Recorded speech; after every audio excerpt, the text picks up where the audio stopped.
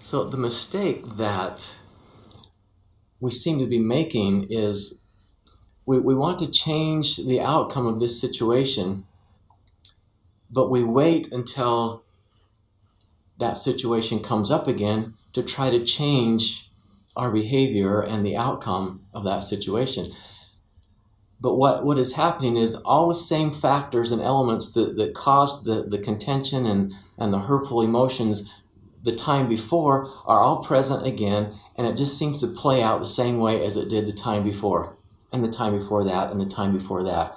And so there we are. We're stuck in this pattern, this cycle of this issue repeating and repeating, and it is hurtful every single time. There's a really great lesson that we can learn from musicians or athletes.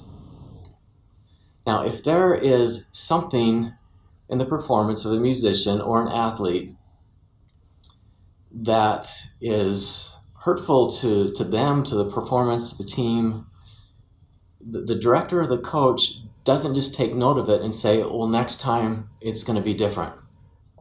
No, they take note of it and they make adjustments, and then they practice those adjustments before the next performance, before the next concert, before the next game. They practice and practice and practice and practice. We don't realize that in our relationships, we can actually do that same thing. We can practice the new behavior before that next situation, before that event comes up. Now, we can't take away the situation or the event, because if you're a musician, there's going to be concerts, there's going to be recitals. If you're an athlete, there's going to be those sporting events, matches, games, the competition. It's just a part of it. If you're married, there's going to be family issues, in-laws, parenting. There's going to be money management issues, chores and responsibilities, who should be doing what. There's intimacy issues, mental, spiritual, emotional, and physical. All of those things are going to be a part of your marriage. You can't get rid of those. You can only change the outcome, the performance of those situations. So I have found that there are 4 areas that contribute to the overall performance or behavior in these situations. And they are what you feel, what you think, what you say, and what you do. And so if you want to create a blueprint to change the outcome of one of these hurtful situations that keeps repeating, you sit down with a piece of paper and you identify what was one of the main triggers in this situation that caused it to go bad. Where did it start? What was that trigger that set it off in the wrong direction?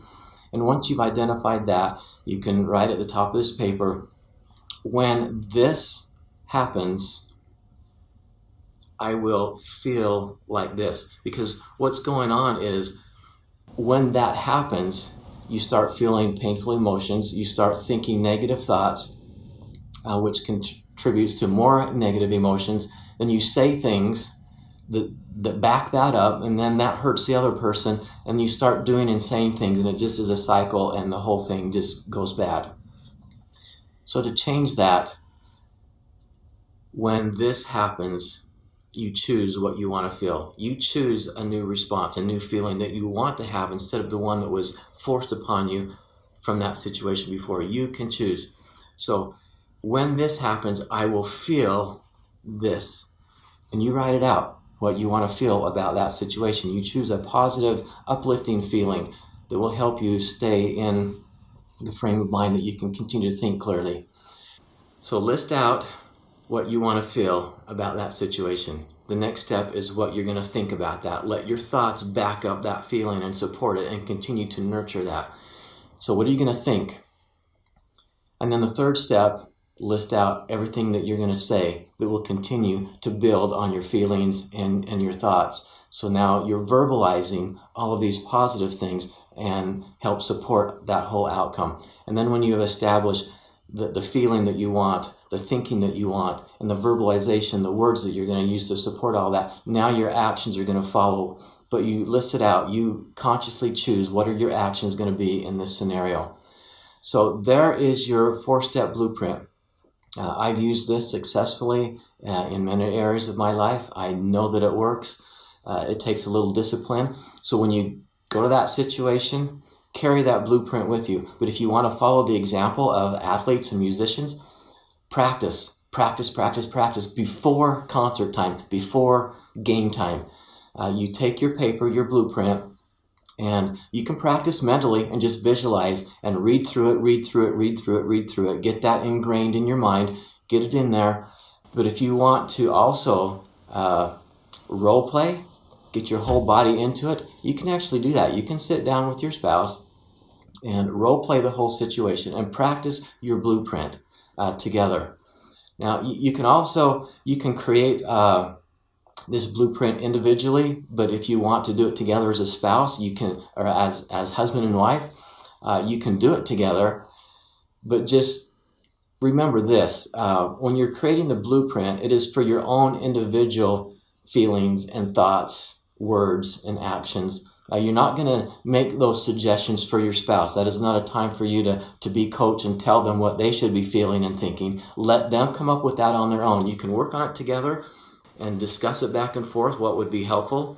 But remember, when you're building a blueprint, it is for your own feelings, your own thinking, your own words, and your own actions. And then you can come together as a husband and wife and put it all together. So there's your blueprint. Give that a try. And as always, let me know what you experience from trying the blueprint. I'm sure it's going to make a difference.